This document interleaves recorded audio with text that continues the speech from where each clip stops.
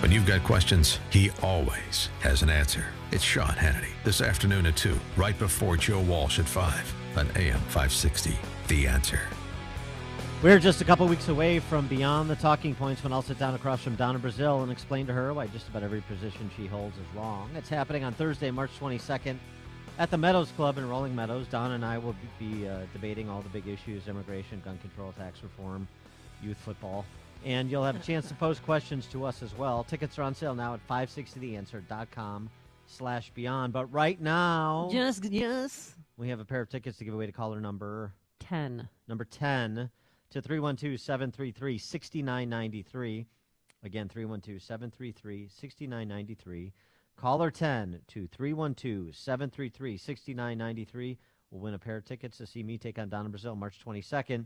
Thank you to our sponsors, A.M. Woodland Outdoor Design, 1-800-4-BLINDS Chicago, the Judson World Leaders Forum, and the Heartland Institute. All right. So good luck there. And now joining us, we're broadcasting live from Charles Equipment Energy Systems in Des Plaines. Bob Conway, the president of that aforesaid company, which I will not repeat, joining us, part of our AM 560 Signature Business Tour. Bob, thanks for being with us again, and thanks for hosting us again. Thanks for coming again. So you've had a busy year since we last spoke with you, given all of the natural disasters around the globe. And Charles plays an important role in helping people in those natural disasters. Tell us how. Yeah, but down in Puerto Rico, they lost pretty much all of their grid down there. And there's a big medical manufacturing base down there, and all of those medical manufacturers had to keep on operating. So they had a lot of generators, but some of them had not been maintained properly. So they reached out to us back right after the hurricane, and we sent a bunch of our technicians down there, and they basically stayed down there, rotating them in and out for the good, better part of probably 5 months. Wow. Just keeping them up and running so that they could, put their products out. Because, there's a lot of things like, I think stents and plasma bags and IV bags and things like that get made down there.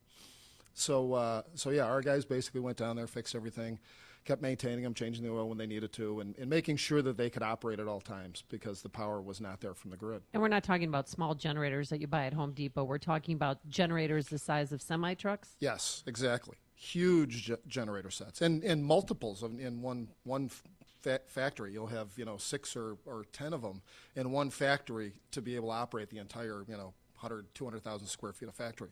What about also for hospitals and other key institutions where people were taking shelter or receiving medical care during those difficult times as well? Yeah, they all had to operate on generators as well. We did not actually, our guys didn't have to go and take care of that, but we did take care of. It's funny, when we got down there, word got to that through the area that you had some experienced mechanics down there. So they would say, hey, can your guy come over to our place and help us out? And so occasionally we would go and help them out, especially some of the sub-suppliers to some of these guys. We'd be doing a lot of their work.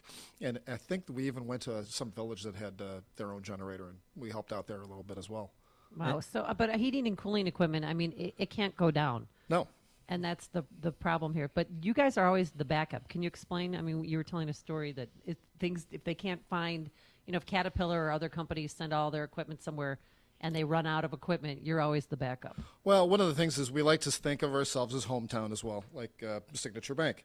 And we wanted to make sure that we took care of the hometown area when all these disasters happened. We did send some of our equipment down there, but we tried to keep the majority of it here in the Chicago area because here people's power goes out, there may be a transformer that blows or whatever seems to happen, so we want to be able to respond to the local people with that stuff. And so we did.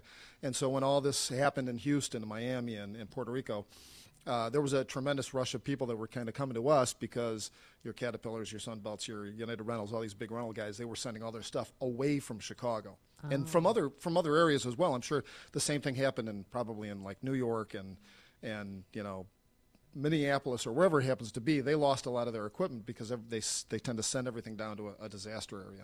Are you there also like to backfill in case, say, there's not enough fans that show up to Comiskey Park, and so they can't pay the electric bill, they can't turn the lights on for the game, and they kind of have to sub that out to you if Reinsdorf isn't paying his bills, that sort of thing? I'm just concerned with opening day right around the corner. Oh, right. When is opening day? First week of April. Oh, sure. Yeah. Yeah, when there's snow on the ground, that's when the that's Cubs right. and the It's Sox time to play in Chicago. baseball. Yeah, that's right.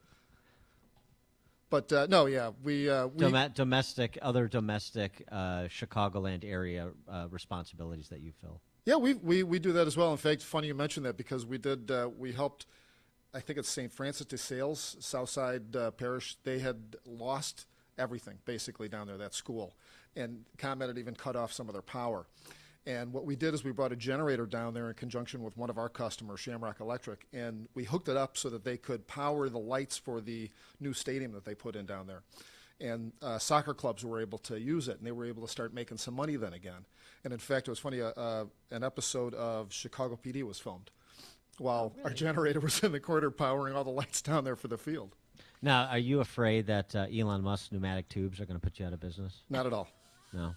Are you afraid that Elon Musk's solar farms are going to put you out of business? Not at all. No. Okay. Not All at right, all. just checking. So you've been around since 1960. How many people do you employ? And I mean, the atmosphere here is pretty cool. I fit in beautifully, I think. Yeah. And so does Dan. Yeah, we're a family-run business. Always have been a family-run business, and we've got about 30 people, a bunch of mechanics, a bunch of people that do our rental stuff, office people, and so forth. So it's a fun atmosphere to be in. It's you got to make someplace easy to work at. Yeah, and you guys make time for heavy drinking and golf, and so those are important things. Anytime you're around. Yeah, exactly. Now explain, because It's you have a nice. very large wine bottle that's in the. I don't know if it's not a bottle. It's what would you call that? It's It's called a a vineyard, damajan. is what it's called. It's actually called a damajan, and that's how excuse you make you. Yeah, And I watch guess so. yourself. Gesundheit. But that's how they make wine, in these big casks, basically. And then, as you guys have been talking about, Mike does our wine making here. And he's from the old country, Cicero. Yeah, Cicero, the old Italian country. Hey, I got a guy. Yeah, I know a guy. So he every fall he makes his wine, and then in the spring he bottles it, and we kind of have it here. The other thing he makes is supasad, which is, if you know, is Italian like sausage, really thin kind of nice No, sausage. he was telling us in graphic detail about his Oh my slaughter gosh. Saturdays with his friends, where It's they so get together. gross. And While they, we were eating the food, that he slaughtered the pig, and Well, I mean, I don't need to hear that. he's not in the industry, so I guess you would call him sort of a meat packing enthusiast. Yeah, right. Which Well, you've seen his office, right? Yeah. Yeah, he's a big game hunter. He's a big game hunter. Well, not big game, but Right. but he's got bears and antelopes and deer and hogs on the wall. Yeah. So Yeah. Are you so, a hunter? So you don't want to cross Mike in the office, is Yeah. the point. I go occasionally. Okay. Occasionally, we'll have some customer outings where we take them out pheasant hunting or something like that. What now? Thinking about the business climate in Illinois, since you're providing heavy industrial equipment for heavy industrial users, has the climate and a lot of talk of businesses moving or at least not reinvesting in Illinois if they've got other facilities in other states, has that impacted your business down the line? Well, over the years, it has. Back when we used to have a lot bigger of a manufacturing base here, we would do more of what's called cogeneration plants, where we're going to install something that's actually going to power that plant. And then they would recover the heat off of that to use for another process. So, but the problem is that kind of market kind of dried up because you don't really have a lot of manufacturing base that needs a lot of that. Also, because of electrical efficiency like LED lights and so forth, the power demand has gone down. If you noticed, in the summertime, you never hear ComEd talk about having one of those critical days where rolling brownouts. or rolling whatever. brownouts. So we're adapting ourselves to be able to go to a more commercial type of a thing where a lot of hotels and condo buildings and things like that to provide power. What is it like doing business with the city of Chicago? And do you have any stories to tell us? Well, yeah. Not if How much time do we got? he wants to continue doing business with the city of Chicago. It's unique, and you have to, like any customer, you have to take care of their needs for them to appreciate what you've done and to get paid on time. So That's that's a what we do. very diplomatic answer. Wow. The way what he's trying to say, I think, Yeah, Bob, is what my friend here is trying to say is doing business with the city of Chicago is great, and we wouldn't change a thing. there's certain departments that are more difficult than others. Let's say. okay. And are there stipulations that you have to hire certain people Well, yes, or do there's certain things in order to certain- get a city contract? Certain areas have certain policies in place that make you hire X amount of people from certain areas, or to Height contract so requirements. much, or height requirements like Walt Disney World, or Right. or donate to a fund, which it seems kind of stupid because Yeah. we. Oh my! How is that even legal? Well, yeah, and it's not like we run on huge margins. We run on very thin margins, so it's kind of difficult for us to be able to Just donate money. donate to- something. Well, I mean, look, Gosh. as long as you're donating to the Alderman Burke Fund and to the Tiny Dancer Fund, then you're donating to the right funds.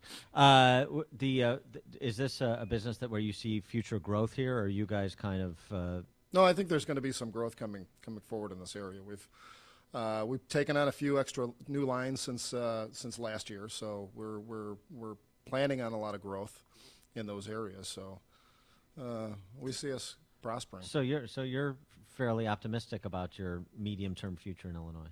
Right. You have to change with the times to be Yeah. able to keep up with things. Yeah. So you can't just stay static and expect to prosper forever. All Do right. you think you'll be hiring more people soon? Absolutely. In fact, I'm looking for a sales guy right now. Mancow may be out of a job soon. He may need. He might be a good yeah, salesman, he right? He could. They'd be like, they're going to buy this product now. Yeah. Yeah. Well, he could be like your Or else. he could be your spokesperson. Exactly. Yeah. Mike's our HR guy, so you know. Right. Exactly. Oh, He kind of would he'd fit in actually. perfectly. All right. He is Bob Conway. He's the president of Charles Equipment Energy Systems here in scenic Des Plaines, Illinois, right next to O'Hare. I By know, the way, I grew up right down the Right, street. we could run down the tarmac right here. Oh, that's how don't- close it is. Don't tempt me. I'm in a mood. Part of our AM 560 Signature Bank business tour. Bob, thanks so much for hosting us. Appreciate it. Thank you. Listen to podcasts